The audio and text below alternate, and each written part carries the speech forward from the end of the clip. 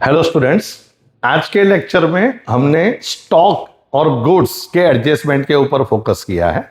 मतलब mostly adjustment purchase और sales के कनेक्टेड है।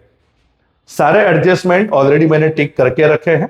परचेज पे 2, 3, 4, 6, 7, 9, सेल्स पे 5 and 8, स्टेशनरी पे 1, debtor 5, 8, creditor 4 and advertisement expense के ऊपर एडजस्टमेंट नंबर 2 है। सारे एडजस्टमेंट गुड्स के कनेक्टेड है, तो उसकी इफेक्ट एक ट्रेडिंग अकाउंट में आएगी और कुछ कुछ पॉइंट अगर पी एंड एल के साथ कनेक्टेड है तो उसकी इफेक्ट पी एंड एल में आएगी, या तो फिर बैलेंस शीट में तो एक इफेक्ट आएगी ही। स्टार्ट करते हैं परचेज से। परचेज ट्रेडिंग अकाउंट की डेबिट में रिकॉर्ड होगा, बट जब भी परचेज रिकॉर्ड करो तो सबसे पहले आपको याद रखना है ओपनिंग के लिए आपको स्पेस रखनी पड़ेगी। तो परचेज है 6,25,000। अब जब परचेज डेबिट होता है तो ऑलवेज क्रेडिट में रिटर्न चेक करना ही पड़ता है, और रिटर्न की अमाउंट है 20,000। तो परचेज में से हम क्या करेंगे, माइनस रिटर्न 20,000। अब परचेज और परचेज रिटर्न के कनेक्टेड जितने भी एडजस्टमेंट हैं चेक करते हैं। एडजस्टमेंट 2, 3, 4, 6, 7, 9। पहले 2 देखते हैं। Goods of 15,000 distributed as a free sample. तो हमने फ्री सैंपल में कौन सा गुड्स डिस्ट्रीब्यूट किया, तो जो हमने परचेज किया था, तो परचेज में से क्या हो जाएगा, माइनस। और हमने फ्री में डिस्ट्रीब्यूट क्यों किया, कोई भी गुड्स हम फ्री में क्यों देते हैं, सैंपल के लिए क्यों देते हैं, तो एडवर्टाइजिंग के लिए। ट्राई करो, अच्छा लगे तो आप ज्यादा यूज करना, फिर ऑर्डर करना। तो ये 2 इफेक्ट आएगी, एक एडवर्टाइजिंग और परचेस में से माइनस। एडवर्टाइजमेंट का भी एक्सपेंस है 20,000, उसके अंदर हमें इसको रिकॉर्ड करना है। तो एडवर्टाइजमेंट एक्सपेंस अकाउंट की डेबिट में रिकॉर्ड करेंगे। टू एडवर्टाइजमेंट एक्सपेंस अमाउंट 20,000 है, और ये 15,000 की 2 इफेक्ट आएगी। जो फ्री सैंपल है एडवर्टाइजिंग के एक्सपेंस को इंक्रीज करता है, तो पी एंड एल अकाउंट की डेबिट में प्लस। और आपने कौन सा गुड्स फ्री में दिया, जो परचेज किया था, तो आपको परचेज में से क्या करना पड़ेगा, माइनस। परचेज में से माइनस कर देते हैं। फ्री सैंपल अमाउंट है 15,000। आप यहां पे ब्रैकेट भी कर सकते हो और माइनस भी आगे लिखो तो चलेगा, कोई प्रॉब्लम नहीं है। अब परचेज के ऊपर नेक्स्ट एडजस्टमेंट कौन सा है, 3। चेक करते हैं adjustment number 3। Goods of 1,500 given as a charity. आपने चैरिटी में गुड्स दिया है। चैरिटी आपका वॉलेंटरी एक्सपेंस है, तो आपको पी एंड एल अकाउंट की डेबिट में रिकॉर्ड करना चाहिए। और आपने गुड्स अगेन डिस्ट्रीब्यूट किया है, तो वो आपका परचेज को रिड्यूस करेगा। तो परचेज में से माइनस करते हैं। चैरिटी अमाउंट थी उसकी 1,500, और अगर आपके पास चैरिटी एक्सपेंस है, यहां पे एक बार चेक कर लेते हैं ट्रायल बैलेंस में। अगर आपके पास यहां पे चैरिटी एक्सपेंस है तो आप उसमें प्लस करो, और अगर चैरिटी एक्सपेंस नहीं है तो हम उसके अंदर पी एंड एल अकाउंट की डेबिट में डायरेक्टली रिकॉर्ड कर सकते हैं एज अ चैरिटी एक्सपेंस 1,500। जितने भी एडजस्टमेंट है, हर एक एडजस्टमेंट की 2 इफेक्ट आएगी ही, एक डेबिट होगी और एक क्रेडिट। अब एडजस्टमेंट 4 है। परचेज के ऊपर ही एडजस्टमेंट नंबर 4 है। चेक करते हैं एडजस्टमेंट नंबर 4 क्या लिखा है, अनरिकॉर्डेड क्रेडिट परचेज। क्या लिखा है, अनरिकॉर्डेड क्रेडिट परचेज। उसका मतलब होता है आपने परचेज किया है और पेमेंट करने का बाकी है, तो परचेज में प्लस होगा और क्रेडिटर में भी प्लस होगा, तो इसकी इफेक्ट क्रेडिटर पे भी आएगी। तो लायबिलिटी में, बैलेंस शीट में लायबिलिटी में हम क्रेडिटर में क्या कर देंगे, plus unrecorded credit purchase record करने का बाकी है, ओमिटेड है। अमाउंट भी देख लेते हैं कितनी थी उसकी, देख लो, अनरिकॉर्डेड क्रेडिट परचेज 40,000। क्रेडिटर की अमाउंट भी देख लेते हैं 80,000। तो 80,000 में हम प्लस करेंगे 40,000, 80 में प्लस करेंगे 40,000, तो टोटल क्रेडिटर्स हो गए 1,20,000। और इससे हमारी परचेस की वैल्यू भी इंक्रीज होती है, तो हम परचेस में भी प्लस करेंगे। ट्रेडिंग अकाउंट की डेबिट में परचेस में क्या करेंगे, प्लस। अनरिकॉर्डेड क्रेडिट परचेस 40,000, ये प्लस हो जाएगा।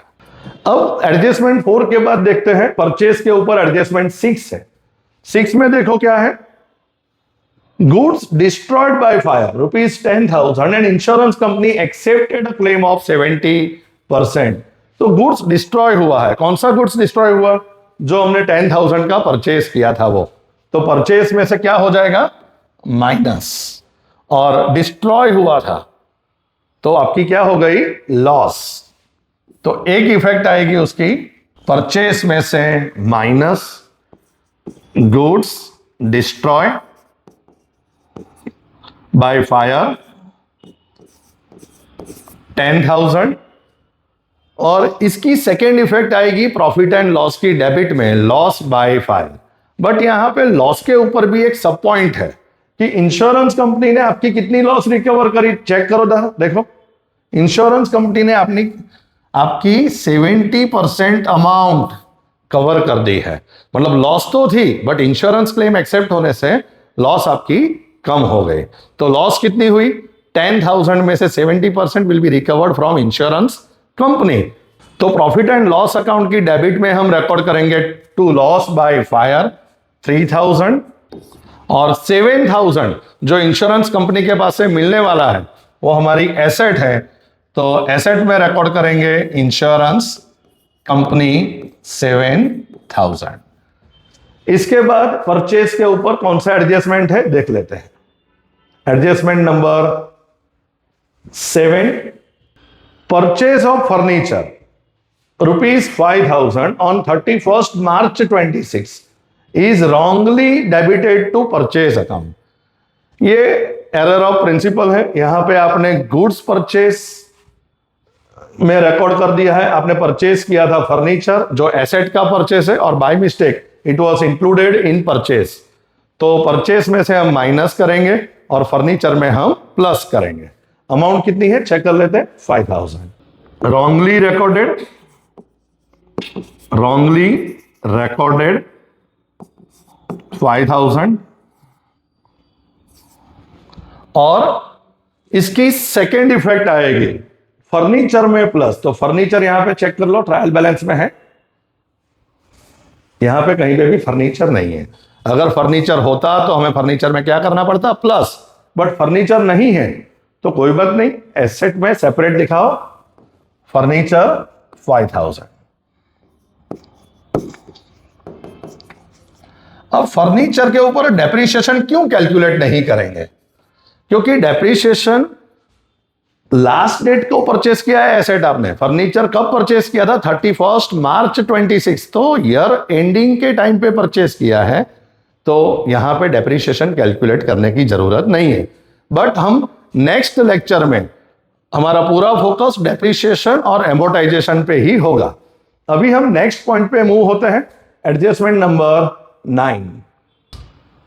परचेस के ऊपर लास्ट एडजस्टमेंट है 9, रिकॉर्ड कर लेते हैं क्या है। Goods of 5,000 withdrawn for personal use. Personal use मतलब ड्राइंग, तो आप क्या करोगे, परचेस में से माइनस गुड्स विड्रॉन, और ड्राइंग है तो आपको कैपिटल में से भी माइनस करना पड़ेगा। लायबिलिटी में कैपिटल में से माइनस करना पड़ेगा ड्राइंग। ये गुड्स विड्रॉन है, यहां पे कैपिटल में से माइनस। हमने परचेस के ऊपर सारे एडजस्टमेंट देख लिए। बट एक गुड्स का लास्ट एडजस्टमेंट नंबर 8 जो है वो परचेस और सेल्स दोनों को इफेक्ट हो रहा है। देख लेते हैं एडजस्टमेंट नंबर 8 भी। Credit sales of 10,000 wrongly recorded as credit purchase, मतलब सेल्स है, क्रेडिट सेल्स है, अनरिकॉर्डेड है, तो सेल्स और डेटर में प्लस होगा, और वो रॉन्गली रिकॉर्डेड परचेज में हुआ है, क्रेडिट परचेज में, तो परचेज और क्रेडिटर में से माइनस होगा। मतलब इसकी टोटल 4 इफेक्ट आएगी। एक परचेज में से माइनस, क्रेडिटर में से माइनस, जो अभी दे देते हैं। यहां पे रॉन्गली रिकॉर्डेड लिखेंगे, रॉन्गली रिकॉर्डेड 10,000। क्रेडिटर में भी रॉन्गली रिकॉर्डेड है क्योंकि ये क्रेडिट परचेज में रॉन्गली रिकॉर्ड हुआ है, तो क्रेडिटर में से भी हम क्या कर देंगे, minus wrongly recorded.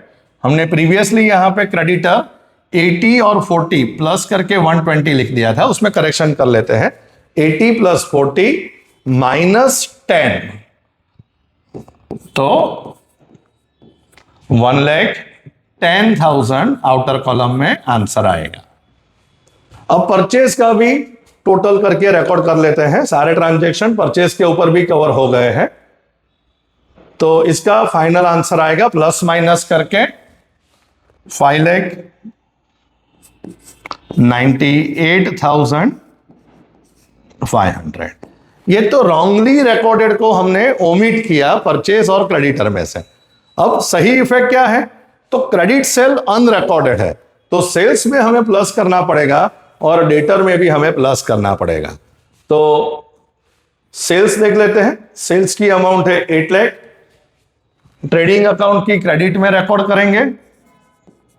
Bye sales amount है 8 लाख, उसमें से जो रिकॉर्ड करने का बाकी रह गया है वो अनरिकॉर्डेड क्रेडिट सेल प्लस करेंगे, अमाउंट 10,000। और सेकेंड इफेक्ट आएगी डेटर के ऊपर। डेटर कितना रुपीस था, 1 लाख, तो डेटर के अंदर 1 लाख रुपीस प्लस हो जाएगा। डेटर है 1 लाख और यहां पे भी अनरिकॉर्डेड क्रेडिट सेल है, वो यहां पे हम प्लस करेंगे। एक्चुअली ये अनरिकॉर्डेड नहीं है, ये रॉन्गली रिकॉर्डेड इन परचेस है, तो परचेस और क्रेडिटर में माइनस करेंगे, मतलब परचेस में रॉन्गली रिकॉर्डेड है, और सेल्स और डेटर के लिए हम बोल सकते हैं कि वो अनरिकॉर्डेड है, तो सेल्स और डेटर में क्या कर लेंगे, प्लस। अब जब सेल्स आता है तो हमें रिटर्न भी चेक करना चाहिए, और उसके ऊपर एक और पॉइंट है डेटर के ऊपर, वो भी देख लेते हैं। पहले रिटर्न देख लेते हैं। सेल्स क्रेडिट है, तो रिटर्न है 40,000, और उसके ऊपर एक और एडजस्टमेंट नंबर है, एडजस्टमेंट नंबर 5। एडजस्टमेंट 5 में लिखा है अनरिकॉर्डेड क्रेडिट सेल, जो था पहले उसके जैसा ही है, बट यहां साफ लिखा हुआ है कि अनरिकॉर्डेड क्रेडिट सेल्स, तो यह अमाउंट है 50,000। इसकी भी सेम इफेक्ट आएगी। सेल्स और डेटर में हम क्या करेंगे, प्लस। सेल्स और डेटर में हम 50,000 प्लस करेंगे। ये क्या है, अनरिकॉर्डेड क्रेडिट सेल्स, तो 80 में 10 प्लस करते हैं, 810 माइनस 40 मतलब 770 प्लस 50, तो फाइनल आंसर आएगा 8,20,000। तो सेल्स का फाइनल आंसर आया प्लस माइनस करने के बाद 8,20,000, और ये जो 50,000 अनरिकॉर्डेड है उसकी सेकेंड इफेक्ट आएगी डेटर में प्लस। अब डेटर भी आउटर कॉलम में लिख देते हैं, ये भी अनरिकॉर्डेड है, तो 110 प्लस 50, डेटर का फाइनल आंसर आ गया 1,60,000। नेक्स्ट पॉइंट चालू करते हैं, ओपनिंग स्टॉक। ट्रायल बैलेंस में यहां पे स्टॉक देके रखा है, स्टॉक की डेट है 1/4/25। ओपनिंग स्टॉक रिकॉर्ड होगा ट्रेडिंग अकाउंट की डेबिट में, टू ओपनिंग स्टॉक अमाउंट है उसकी ओपनिंग स्टॉक की 50,000, ट्रायल बैलेंस में है only one effect. Opening stock के बाद नेक्स्ट पॉइंट है स्टेशनरी 25,000। अब ये 25,000 स्टेशनरी के ऊपर एडजस्टमेंट नंबर 1 है। 1 के अंदर वैसे तो बहुत सारे पॉइंट है, 30%, 20% और डिटेल बाद में समझते हैं, बट यहां पे स्टॉक है 2,05,000, ये गुड्स का क्लोजिंग स्टॉक है और उसके अंदर 5,000 का स्टॉक स्टेशनरी का कवर हो चुका है। तो क्लोजिंग स्टॉक में से तो माइनस करेंगे ही, बट स्टेशनरी पे क्या इफेक्ट आएगी? तो स्टेशनरी में से माइनस होगा 5,000। स्टेशनरी आपका एक्सपेंस है, प्रॉफिट एंड लॉस अकाउंट की डेबिट में रिकॉर्ड करेंगे और उसमें से हम स्टेशनरी का क्लोजिंग स्टॉक क्या करेंगे? माइनस। स्टेशनरी की अमाउंट एक बार चेक कर लेते हैं। स्टेशनरी की अमाउंट है 25,000 और 5,000 उसका क्लोजिंग स्टॉक है। मतलब क्लोजिंग स्टॉक ऑफ स्टेशनरी का मतलब है अनयूज्ड स्टेशनरी। तो स्टेशनरी 25 है, उसमें से हम 5,000 क्या कर देंगे? माइनस। अमाउंट है 25, उसमें से 5,000 क्या करेंगे? Closing stock means unused stationery. और ये स्टेशनरी जो अनयूज्ड है वो नेक्स्ट ईयर हमें हेल्पफुल होगी, तो उसको हमें एसेट में लिखना पड़ेगा।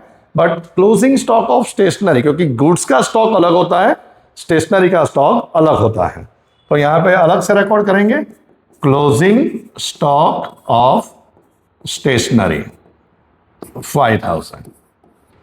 अब इसके बाद ट्रायल बैलेंस में देख लेते हैं क्या क्या पॉइंट बाकी रहे हैं। हमने purchase, sales, stock, stationery, purchase return, sales return सब रिकॉर्ड कर लिया। सिर्फ वेजिस है 40,000, उसके ऊपर कोई एडजस्टमेंट नहीं है, रिकॉर्ड कर लेते हैं। और उसके बाद debtor, creditor and advertisement expense, ये सब हम ऑलरेडी रिकॉर्ड कर चुके हैं। तो last point wages trading account की डेबिट में रिकॉर्ड कर लेते हैं 40,000। एडजस्टमेंट भी हमने सारे देख लिए, 2, 3, 4, 5, 6, 7, 8 एंड 9 सारे देख लिए। सिर्फ 1 बाकी रह गया है। 1 का पूरा वर्किंग देखना पड़ेगा। हम यहां पे साइड पे वर्किंग देख लेते हैं। क्लोजिंग स्टॉक की वैल्यू है 2,05,000, जिसके अंदर हमने बाय मिस्टेक स्टेशनरी का स्टॉक इंक्लूड कर लिया था। तो ये गुड्स का स्टॉक है, उसमें से स्टेशनरी का स्टॉक 5,000 रॉन्गली रिकॉर्डेड है, माइनस कर दिया। रिमेनिंग वैल्यू रही 2 लाख। अब 2 लाख के ऊपर भी आगे एडजस्टमेंट है। From the remaining stock market value of 30%, मतलब 2 लाख जो स्टॉक है ये बुक वैल्यू है, उसका 30%, मतलब 2 लाख का 30% 60,000, जिसकी मार्केट वैल्यू 20% ज्यादा है, तो 12,000 ज्यादा है, तो मार्केट वैल्यू कितनी हो गई? 72,000। सेम उसी तरह से आगे भी एक पॉइंट है, market value of 30% stock, again 30%, मतलब वही 2 लाख का 30% 60,000, ये बुक वैल्यू है, और उसकी मार्केट वैल्यू 20% कम है, तो 12,000 मार्केट वैल्यू कम है, तो मार्केट वैल्यू होगी 48,000, ये मार्केट वैल्यू। और इसके बाद एक पॉइंट है, whereas remaining stock needs repair at the expense of 1,000। तो रिमेनिंग स्टॉक मतलब 2 लाख में से 30 मतलब 60,000 कम हो गया, तो बाकी रह गया 80,000। 2 लाख का रिमेनिंग स्टॉक 40% हो गया 80,000, और उसकी मार्केट वैल्यू कम हो जाएगी क्योंकि उसके ऊपर एक्सपेंस रिक्वायर्ड है। तो एक्सपेंस रिक्वायर्ड होता है तो उसकी मार्केट वैल्यू क्या हो जाती है? कम। तो इसकी मार्केट वैल्यू हो गई 79,000। अब हम सारे स्टॉक को देख लेते हैं कौन सा रिकॉर्ड होगा कौन सा नहीं। तो यहां पे कौन सा रिकॉर्ड होगा? विच एवर इज लोअर, मतलब 60 एंड 72 में लोअर कितना है? 60। यहां 60 एंड 40 में लोअर कितना है? 48। और यहां पे 80 और 79, यहां से रिकॉर्ड होगा 79। 60 प्लस 48 1,08,000, और 1,08,000 प्लस 79,000 1,87,000। तो यहां पे हम क्लोजिंग स्टॉक को रिकॉर्ड करेंगे ट्रेडिंग अकाउंट की क्रेडिट, और एसेट में 1,87,000 बाय क्लोजिंग स्टॉक 1,87,000। और सेकेंड इफेक्ट आएगी एसेट में क्लोजिंग स्टॉक ऑफ गुड्स 1,87,000। तो ऐसे ही अकाउंट के फाइनल अकाउंट के बेसिक फंडा क्लियर करने के लिए देखते रहिए आप काइवी की चैनल को, सब्सक्राइब करिए, लाइक करिए और शेयर करिए।